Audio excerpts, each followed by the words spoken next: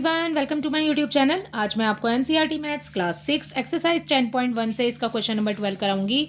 देखो बच्चे, question number 12 है, two sides of a triangle are 12 centimetre 14 centimetre. ठीक है, आपको दो साइड दी है बेटा इस क्वेश्चन में, 12 एंड 14। ठीक है, the perimeter of triangle is 36 centimetre. यहाँ पर आपको पेरीमीटर दे दिया है ट्राइंगल का, what is it's third side. ठीक है, ट्राइंगल में 3 साइड्स होती हैं, यहाँ पर आपको 2 का मेजरमेंट दिया हुआ है और आपको पेरीमीटर भी बताया हुआ है। ठीक है, तो आपको इस क्वेश्चन के अंदर थर्ड वाली साइड फाइंड करनी है। देखो बच्चे कैसे करेंगे, यहाँ पर पेरीमीटर ऑफ ट्राइंगल लिख लेते हैं बेटा। सबसे पहले पेरीमीटर ऑफ ट्राइंगल, जब हमने ऊपर ट्राइंगल वाले सम्स किए हैं तो हमने उसमें लिखा है सम ऑफ ऑल साइड्स। ठीक है, सम ऑफ ऑल साइड्स, यहाँ पर यही।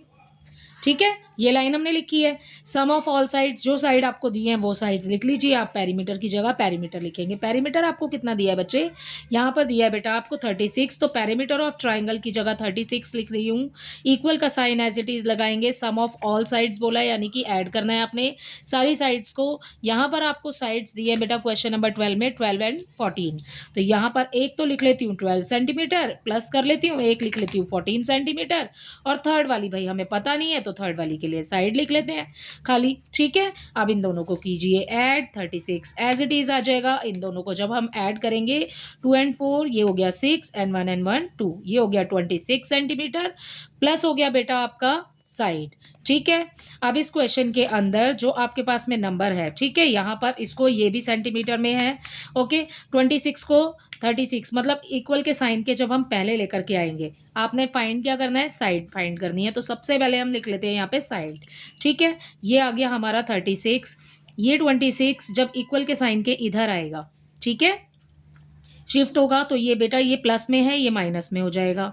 ठीक है ना, तो इसमें से इसको माइनस करेंगे तो थर्ड आ जाएगा हमारा 10। जब हम इसमें से इसको माइनस करेंगे, नीचे लिख लेते हैं, ये साइड हो जाएगी आपकी 10 सेंटीमीटर में। ठीक है, या फिर आप इसको ऐसे भी लिख सकते हैं। देखिए अब आपको यहाँ पे ये लग रहा होगा मैम आगे है पीछे है। ठीक है, देखिए 36 है ना इधर, ये है आपका 36 इक्वल। ठीक है, यहाँ पर 26 है, इसको जब हम इक्वल के साइन के इधर शिफ्ट करेंगे तो माइनस हो जाएगा 26, और इक्वल जो है हमारा वो आएगा यहाँ पे, और ये आ गया आपका पीछे साइड। ठीक है, पीछे ही लिखा है, पीछे ही आ गया, इसमें से इसको माइनस करेंगे, साइड इक्वल 10 हो गया। ठीक है, आप साइड को आगे ले जाओ, 10 को पीछे ले जाओ, तो आंसर बन जाएगा ऐसे। ठीक है, तो ऐसे भी कर सकते हैं, ऐसे भी कर सकते हैं, जैसे आपकी मर्जी है वैसे कीजिए, आपको जैसे समझ आ रहा है। ठीक है, ये तो हो गया आपका क्वेश्चन नंबर 12, इसी के साथ कंप्लीट। क्वेश्चन नंबर 13 देख लेते हैं, find the cost of fencing a square park of side 250 metre. यहाँ पर बेटा आपको स्क्वायर पार्क दिया है, उसकी साइड दी है 250 metre at the rate of 20 per metre, और रेट आपको बताया हुआ है 20 पर मीटर। ठीक है, देखिए इसको कैसे करेंगे।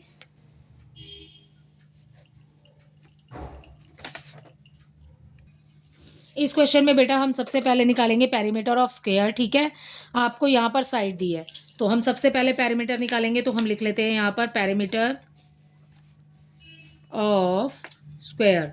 ठीक है, पेरीमीटर ऑफ स्क्वायर निकालने के लिए आपका फॉर्मूला क्या है, 4 इंटू साइड।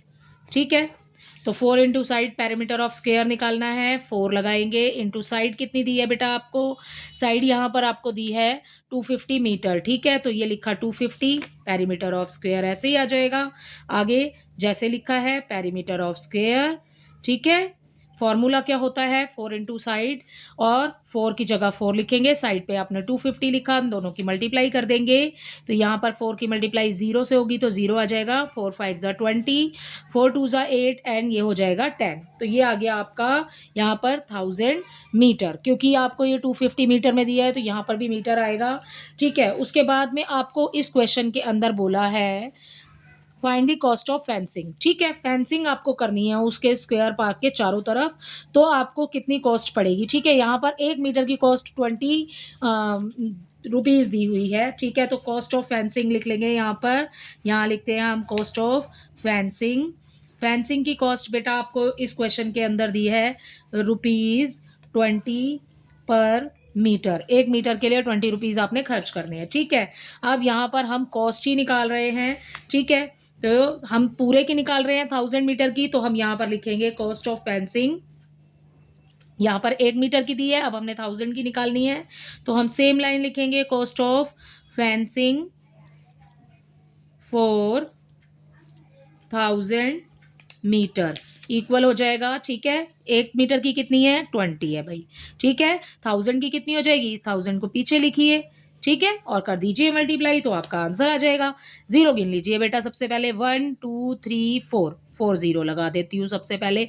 ठीक है, 4 जीरो हो गई, 2 की मल्टीप्लाई 1 से करेंगे, 2 1 ज़ा 2, ये आ गया आपका आंसर 20,000। ठीक है, तो ये हो गया आपका आंसर ₹20,000। मतलब आपको अगर 1000 मीटर की फेंसिंग करानी है स्क्वायर पार्क में, ठीक है, तो आपको ₹20,000 खर्च करने पड़ेंगे। ओके, इसी के साथ आपका क्वेश्चन नंबर 13 कंप्लीट होता है।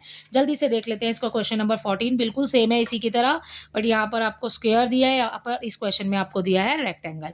Find the cost of fencing a rectangular park of length 175 metre and breadth आपको दी है बेटा 125 मीटर।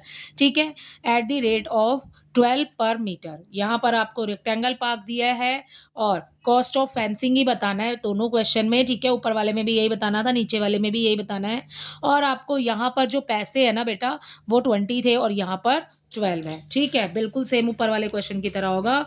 सॉल्यूशन 14 में हम सबसे पहले निकाल लेंगे पेरीमीटर ऑफ, जैसे हमने ऊपर वाला क्वेश्चन किया है, पेरीमीटर ऑफ रेक्टेंगल। ठीक है, उसमें स्क्वायर दिया था, इसमें रेक्टेंगल दिया है। रेक्टेंगल का फॉर्मूला होता है 2l + b।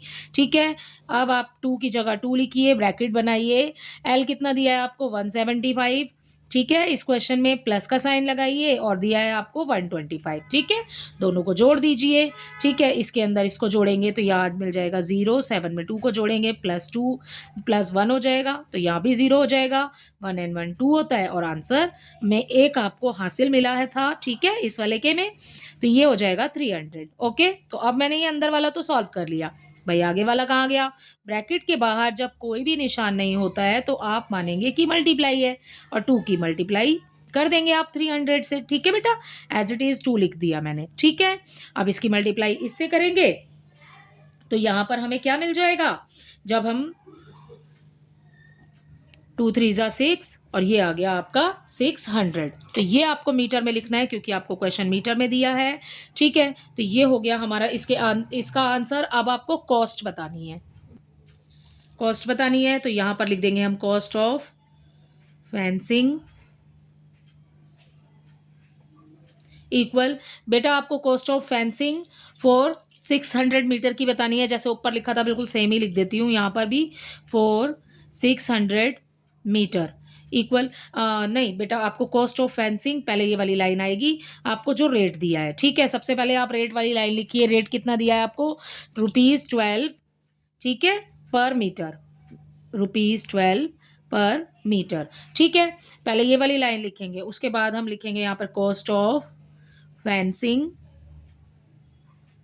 फॉर 600, क्योंकि हमारे आंसर में 600 आया है, 600 मीटर। ठीक है, तो आप ये एज इट इज़ 12 लिखिए, जैसा आपको ऊपर दिया हुआ है, इसकी मल्टीप्लाई कर देंगे आप इस वाले 600 से। ठीक है, तो